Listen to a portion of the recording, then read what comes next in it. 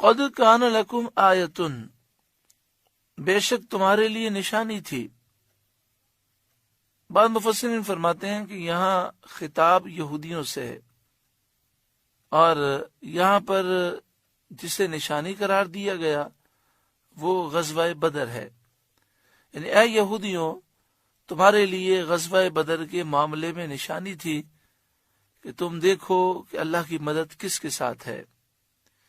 فی فئتین التقطا، دو گروہوں میں نشانی تھی جب وہ آپس میں ٹکرائے اور ان کی آپس میں جنگ ہوئی۔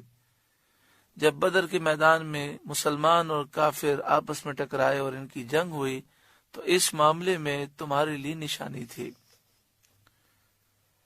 بعد نے کہا کہ یہاں قد کان لکم آیتن، اے لوگوں بے شک تمہارے لیے نشانی تھی، اس میں تمام کفار مراد ہیں، اور یہ حکم تا قیامت ہے کہ تمام کافر اس سے عبرت حاصل کریں کہ اللہ رب العالمین نے مسلمانوں کی مدد فرمائی بدر کے میدان میں۔ اللہ رب العالمین کی غیبی مدد اہل حق کے ساتھ ہوتی ہے، اور اہل حق ہمیشہ کامیاب ہوتے ہیں۔ بعض مفسرین فرماتے ہیں کہ یہاں خطاب مومنین سے ہے، یعنی اے مومنو، تمہارے لیے بدر کے میدان میں کامیابی ایک بہت بڑی نشانی ہے، تم ہمیشہ تقوی اختیار رکھو، اللہ پر بھروسہ کرو، اور دین کا دامن مضبوطی سے تھامو، دامن مصطفیٰ سے وابستہ رہو، ہر میدان جنگ میں اللہ تعالیٰ تمہیں کامیاب فرمائے گا، اور جب تم دین کو چھوڑ دو گے تو پھر ذلیل ہو جاؤ گے۔ فئتن تقاتل فی سبیل اللہ، ایک گروہ اللہ کی راہ میں لڑ رہا تھا، وَأُخْرَى کافرہ، اور دوسرا گروہ کافر تھا، یرونہم مثلیہم رأی العین، کہ انہیں آنکھوں دیکھا اپنے سے دگنا سمجھ رہے تھے۔ غزوہ بدر میں معاملہ یہ تھا کہ مسلمانوں کی تعداد اس وقت 313 تھی، اس میں سے 77 مہاجر تھے اور 236 انصار تھے۔ مہاجرین کا جھنڈا حضرت علی رضی اللہ تعالیٰ عنہ کے ہاتھ میں تھا، اور انصار کا جھنڈا حضرت سعد بن عبادہ رضی اللہ تعالیٰ عنہ کے ہاتھ میں تھا۔ مسلمانوں کے اس پورے لشکر میں صرف 2 گھوڑے تھے، 70 اونٹ تھے، 6 زرہ تھیں اور 8 تلواریں تھیں۔ اس واقعے میں 14 صحابہ شہید ہوئے۔ جو 14 صحابہ شہید ہوئے ان میں سے 6 مہاجر تھے اور 8 انصار تھے۔ کفار کی تعداد ایک روایت میں ہے 950 اور ایک میں ہے 1000۔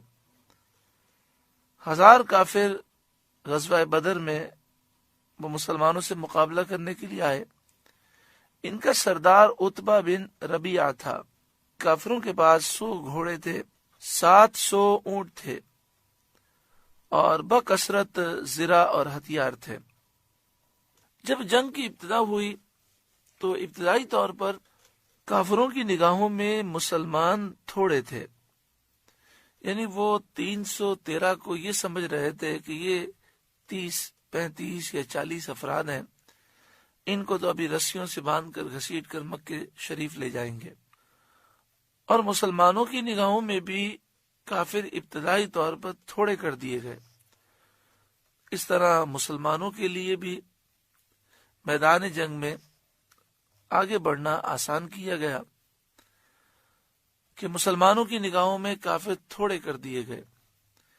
پھر جیسے جیسے جنگ ہوتی گئی، کافروں کی نگاہوں میں مسلمانوں کی تعداد بڑھتی گئی۔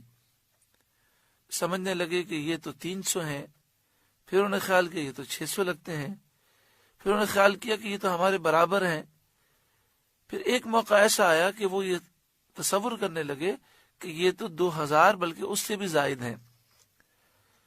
یرونہم مثلیہم رأی العین، وہ اپنی آنکھوں سے مسلمانوں کو اپنے آپ سے دگنا سمجھنے لگے۔ اور مسلمانوں کی تعداد وقت کے ساتھ ساتھ ایسی محسوس ہو رہی تھی جیسے بڑھ رہی ہے، یہاں تک کہ کافروں پر رعب طاری ہوا اور وہ میدان جنگ چھوڑ کر بھاگنے لگے۔ اللہ نے مسلمانوں کو فتح عطا فرمائی۔